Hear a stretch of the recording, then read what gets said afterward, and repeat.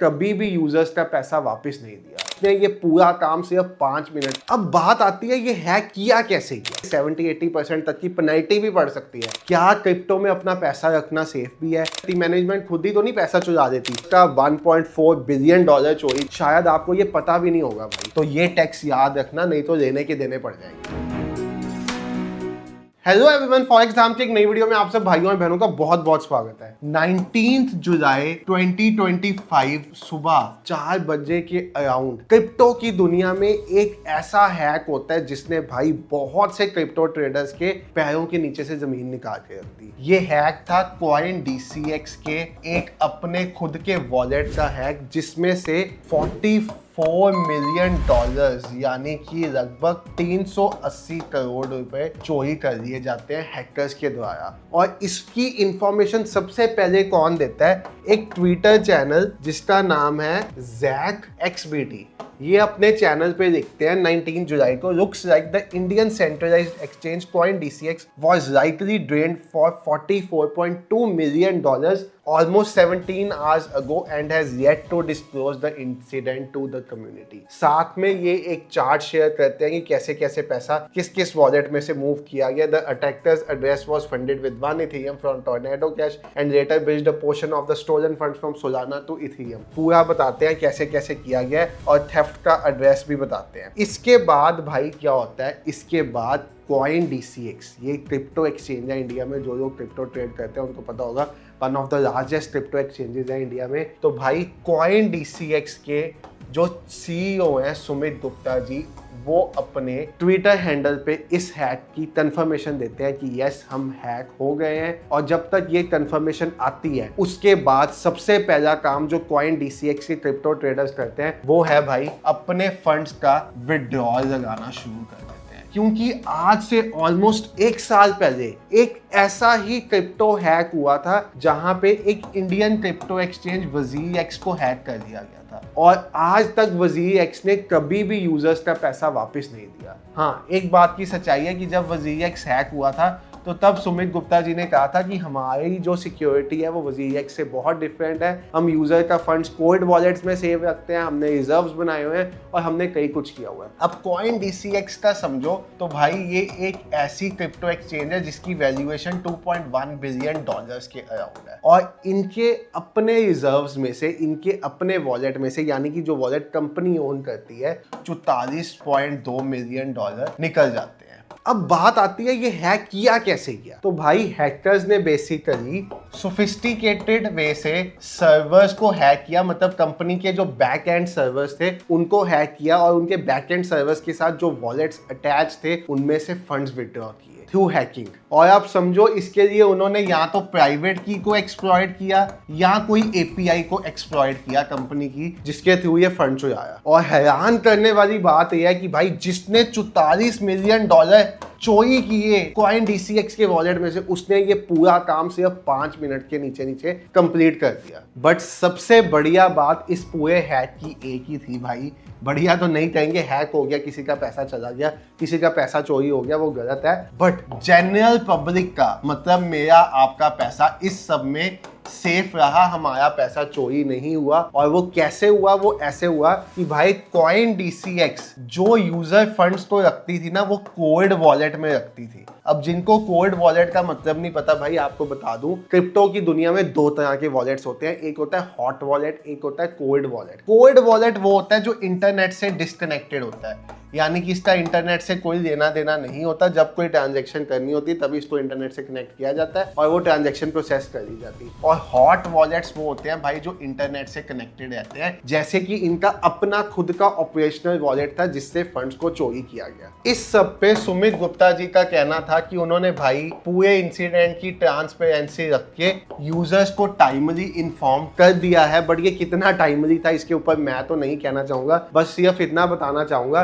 कि भाई जब ये बात ZachXBT टेलीग्राम चैनल पे रिवील हुई उसके कुछ देर बाद सुमित जी ने कहा, और ZachXBT ने भी ये बात 17 घंटे बाद रिवील की अपने चैनल पे, सारी रिसर्च करके, सारा डाटा इकट्ठा करके। तो ट्रांसपेरेंसी थी या नहीं, अब बात बाहर ही आ गई थी। तो भाई उस टाइम पे कौन सी ट्रांसपेरेंसी, इसके बारे में तो मैं कुछ कहना नहीं चाहूंगा, बट रिसेंट टाइम से CoinDCX भाई अच्छी चीजों के लिए सुर्खियों में नहीं है। आपने सुना होगा रिसेंटली इन्होंने अपने प्लेटफॉर्म से कॉइन्स को भी डीलिस्ट कर दिया था और बहुत लोगों की पोजीशंस लिक्विडेट हो गई थी, और ये छोटे मोटे कॉइन्स नहीं थे, BTC जैसे कॉइन्स थे। तो भाई अब कोई FIU रजिस्टर्ड प्लेटफॉर्म ऐसी चीजें करे तो वो शोभा तो नहीं देती, बट यस जो हुआ, हैक को संभाल लिया गया, यूजर्स का पैसा सेफ रखा गया, यही सबसे बढ़िया चीज थी इस सब में। अब भाई समझने वाली बात हो तो मैंने बहुत लोगों को क्वेश्चंस उठाते हुए देखा है कि ऐसे काम मैनेजमेंट खुद ही तो नहीं करती, मैनेजमेंट खुद ही तो नहीं पैसा चुरा देती। तो भाई आपकी नॉलेज के लिए बता दूं, CoinDCX अगर हम वही बात बता रहे हैं तो अच्छी भी बतानी बनती है। इसकी ईयरली इनकम अराउंड 1180 करोड़ रुपए है। तो भाई ऐसी कंपनी को जिसकी ईयरली इनकम 1180 करोड़ हो, शायद 380 करोड़ जैसी अमाउंट से कोई फर्क नहीं पड़ेगा, और वो खुद के ऑपरेशनल वॉलेट से ही उस अमाउंट को चोरी करके क्या करेंगे, पर्सनल ओपिनियन है। बाकी आप इसके बारे में क्या सोचते हो वो आप बता देना। बट हाँ, रिसेंट टाइम्स में आपने देखा होगा भाई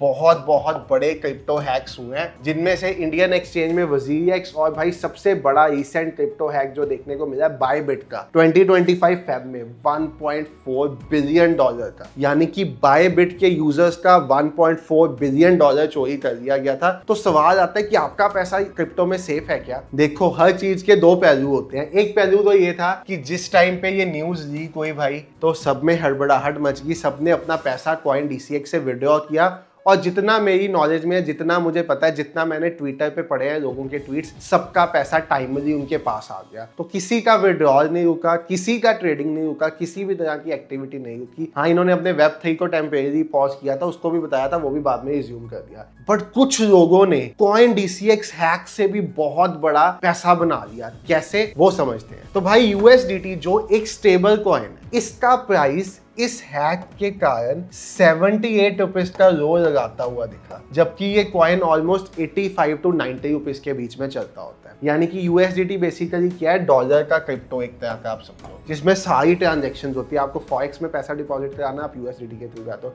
क्रिप्टो में कराना USDT के थ्रू। स्टेबल कॉइन है, बिटकॉइन जैसे प्राइस ऊपर नीचे नहीं होता भाई। स्टेबल कॉइन का प्राइस आपको 10% ड्रॉप करता हुआ दिखा।